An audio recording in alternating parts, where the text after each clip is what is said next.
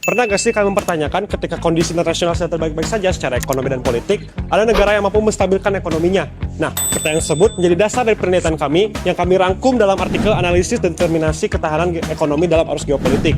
Dalam penelitian ini, kami mencoba menelusuri bagaimana kelima negara NATO mampu menahan ekonominya, menstabilkan ekonominya di tengah dinamika geopolitik dunia pada tahun 2018 sampai 2023. Kami berfokus pada dua faktor, yaitu keterbukaan pasar dan dinamika investasi.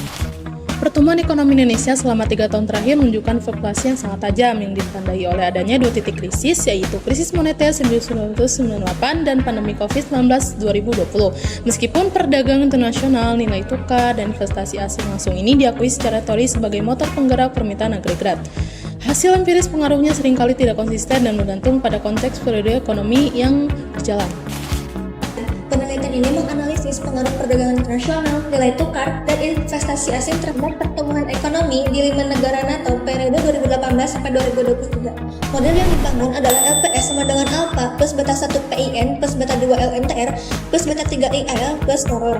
Analisis dilakukan dengan integrasi data panel melalui Office 13, satu pemilihan model terbaik atau Houseman, uji asumsi klasik, hingga uji hipotesis. Tujuannya untuk melihat sejauh mana ketiga variabel tersebut menjelaskan fluktuasi ekonomi di tengah disrupsi pandemi dan geopolitik di Eropa. Langkah pertama dalam analisis data panel adalah menentukan model mana yang paling tepat.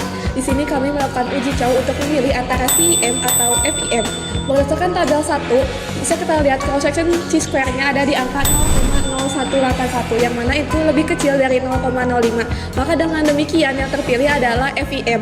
Lalu setelah FIM terpilih, di sini kita akan mengujinya kembali dengan random effect model di uji Houseman. Bisa dilihat probabilitasnya ada di 0,0134. Lagi-lagi ini ada kurang dari 0,05, sehingga model yang paling tepat dalam penelitian ini adalah fixed effect model.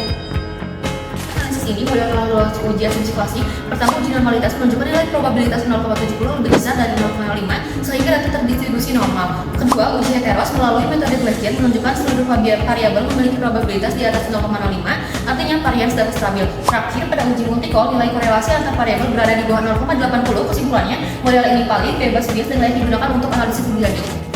Analisis regresi ini menghasilkan persamaan perdagangan internasional berpengaruh negatif signifikan, nilai tukar berpengaruh negatif signifikan terhadap pertumbuhan ekonomi di 5 negara NATO. Sementara itu, investasi asing tidak memiliki pengaruh yang nyata.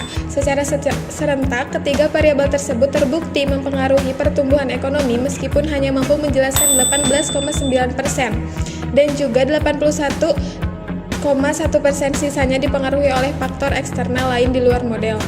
Pada bagian pembahasan, penelitian ini menunjukkan bahwa perdagangan internasional berpengaruh positif dan signifikan terhadap pertumbuhan ekonomi. Artinya, semakin tinggi keterbukaan perdagangan, maka pertumbuhan ekonomi juga meningkat. Sementara itu, nilai tukar berpengaruh negatif dan signifikan, di mana pelemahan mata uang justru menekan pertumbuhan ekonomi karena meningkatnya biaya impor. Berbeda dengan itu, investasi asing langsung tidak berpengaruh signifikan, karena negara NATO sudah memiliki kekuatan modal domestik yang besar. Secara simultan, ketiga variabel berpengaruh signifikan. Namun model hanya mampu menjelaskan 18,9% sehingga masih ada faktor lain di luar model.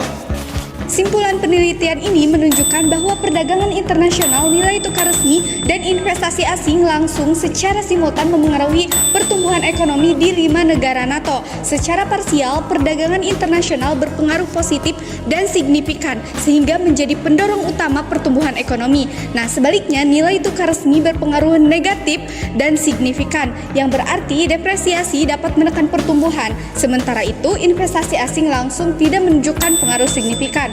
Nah, hasil uji asumsi klasik juga menegaskan bahwa model regresi yang digunakan valid dan layak untuk analisis. Man who can't be moved, 'cause if one day